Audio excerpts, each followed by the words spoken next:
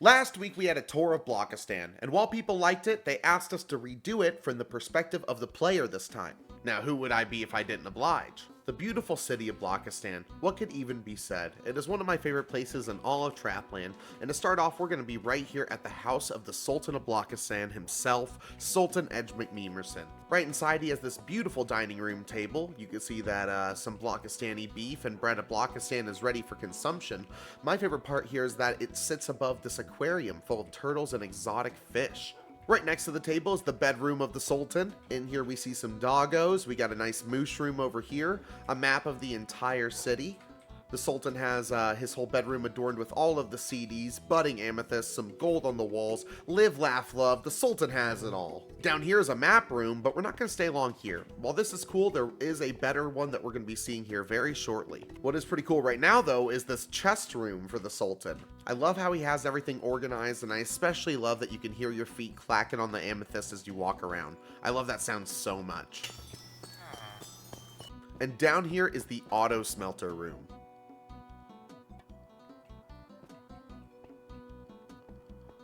I just think that is so cool, and we're probably going to be incorporating one of these into my house soon. Since the house is so high up, it actually has a great view of most of Blockistan. Here's the southern side of Blockistan, and the northern part of Blockistan. Coming away from the house and down this pathway is actually somewhere that's very nostalgic to me. This theater was used in the 2022 Trapland Olympics. This is where the Sultan told us what games we were going to be competing in this year. Right next to the theater is the Museum of Blockistan. It's a more newly developed place, and it only has a few artifacts on exhibit, but regardless of that, you can see a lot of Blockistani citizens at work, and I think it is coming together quite nicely here.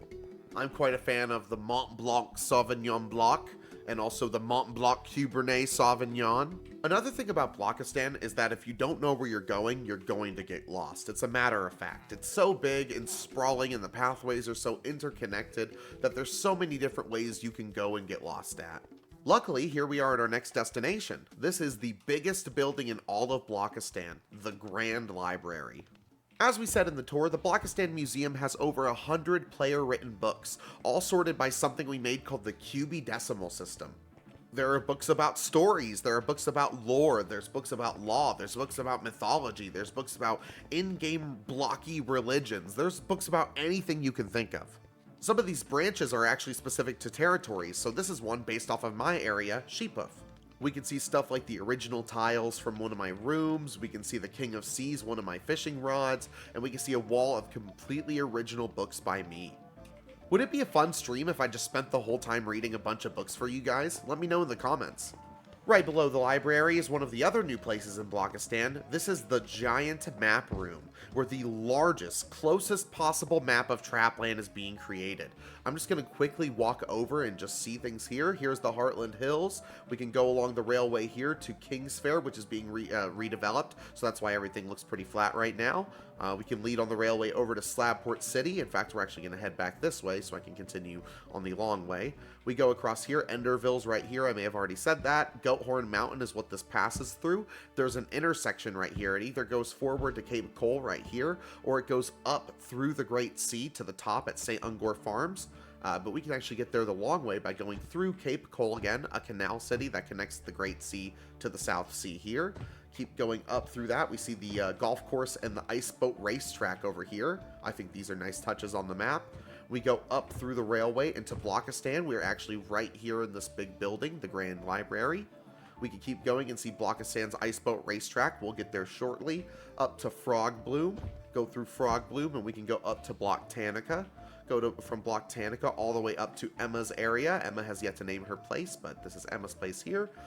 We go through here, and Iteville is hidden in the mountains right here. There's an intersection you can see there. Or we can go through to Hawthorne's place. She has yet to name hers as well. Or up to St. Ungor Farms, one of my villages. You can see my nice river right here, and the third and final iceboat racetrack up top. You can also see some things in the middle, like the cage parkour course from above, which gives it a completely new perspective. Spawn Island, this is Proudmoore right here, and also my main island, Sheephoof. If you didn't know the names and you wanted to, you can actually come over here and see specific names with localized maps.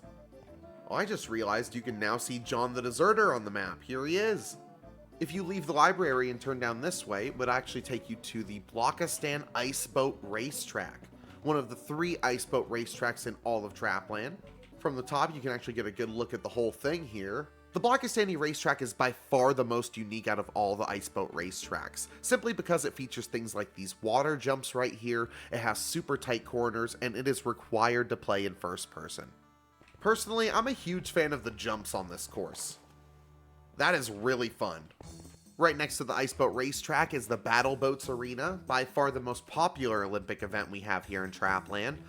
2 competitors get in each boat, they grab some crossbows with some rockets, and they fire at each other until one is left standing. Again, if you don't know where you're going, you will get lost in Blockistan. I just got lost again trying to get to the next location. We can see the farmers of Blockistan are hard at work up here, keeping the crops nice and cared for. I mean, if these carrots are just up for grabs, I will happily take some, my friends. Thank you, thank you. Going on the other side of the Grand Library, we can see the enchantment shop over here, easily the most profitable shop in all of Trapland. This makes buku bucks. Just about every single enchantment is here with a price. I think almost every single one of them is 3 emerald blocks, but it seems like there are a couple exceptions to that rule. And if we leave out this exit right here, we can see the copper, iron, and gold shop right in front of us. Pretty simple concept. Players can come here and get 32 gold ingots or 32 iron ingots or I think 16 copper ingots for the price of 1 single emerald block. In my opinion though, this is far from the coolest thing in this building. That would easily go to the Build a Shulker workshop over here. What it is you could buy a shulker box from this machine right here. In fact, this light behind it, if it's on, which it is, indicates that there is stock in the machine. So I could just put 5 emerald blocks in here and get a shulker box.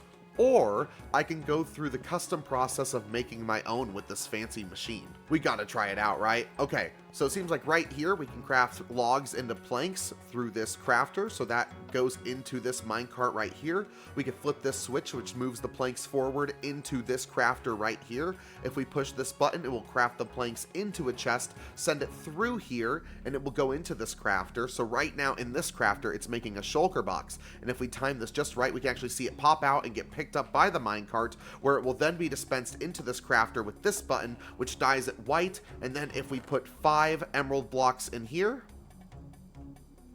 and go over here, look at that, we now have a shulker box. Now, is there an easier way to build this that's less convoluted? Absolutely, but it's supposed to be convoluted. It's supposed to be really flashy, much like Build-A-Bear Workshop. I love it. Every time I come here to buy a shulker, I have to do this. It's just part of the process for me. I have to do it. And that is just a small look at the city of Blockistan. If there's anything you want me to go more in detail on, leave a comment, or catch me on my live where I might be able to give you a very thorough live explanation on something that you saw in here today. Anyways, where should I explore next? Thank you for watching.